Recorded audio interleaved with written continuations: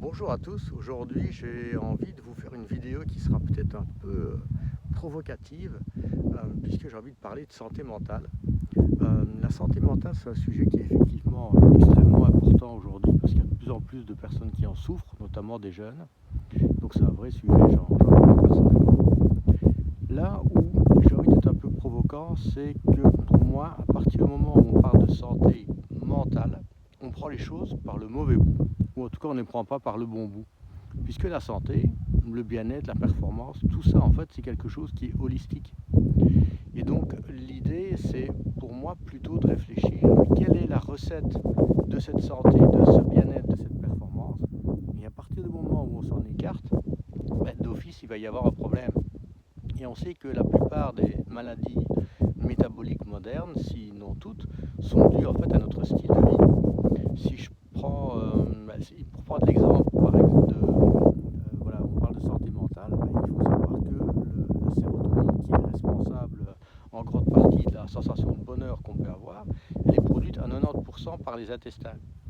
Et donc de nouveau, si on apprend une approche globale où on va revisiter peut-être le style de vie de la personne, ce qu'elle mange, voir dans quel état est sa flore intestinale, on risque de passer à côté de la solution. Et donc voilà, c'est vraiment le point que j'ai envie de vous partager aujourd'hui, c'est de vous faire réfléchir à ça.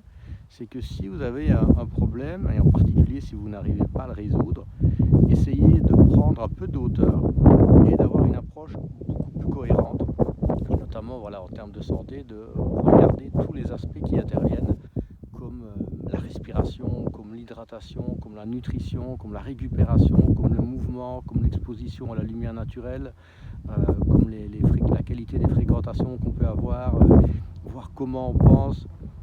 Voilà, il y a plein de choses, il y a plein de techniques qui peuvent être explorées pour finalement aller voir quels sont les programmes qui ne fonctionnent pas de manière optimale. Et j'ai envie de prendre ici l'analogie des applications. On utilise tous des applications qui sont très utiles, mais parfois certaines soit deviennent obsolètes, elles n'ont plus aucun intérêt et il vaut mieux les supprimer. Parfois elles ont besoin d'une mise à jour pour être débuggées, et puis parfois c'est bien d'en installer des nouvelles. Et je pense que c'est vraiment une chose à faire au niveau de la santé.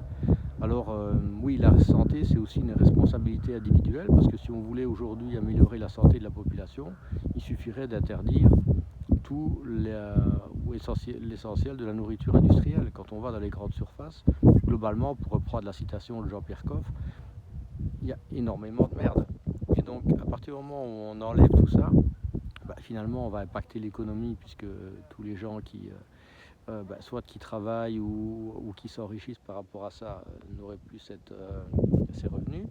Si on impacte l'industrie alimentaire, on va d'office impacter l'industrie pharmaceutique, puisqu'il y aura besoin de beaucoup moins de médicaments, etc. etc., etc. Donc ça n'arrivera pas de l'extérieur. Il faut vraiment que chacun prenne sa responsabilité et re-questionne son style de vie. Un point important aujourd'hui, c'est aussi de pouvoir choisir son médecin, de bien le sélectionner. Comme dans tous les domaines, il y a des gens très compétents, très altruistes et voilà, qui réfléchissent de manière holistique. Et puis il y en a d'autres, malheureusement pas, qui sont encore formatés de manière un peu restreinte. C'est problème, médicament, au revoir. Le médicament cause un problème, on donne un autre médicament et on se retrouve parfois à prendre une dizaine de médocs comme ça. Donc vraiment, ce que j'ai envie de vous dire, c'est prenez votre responsabilité.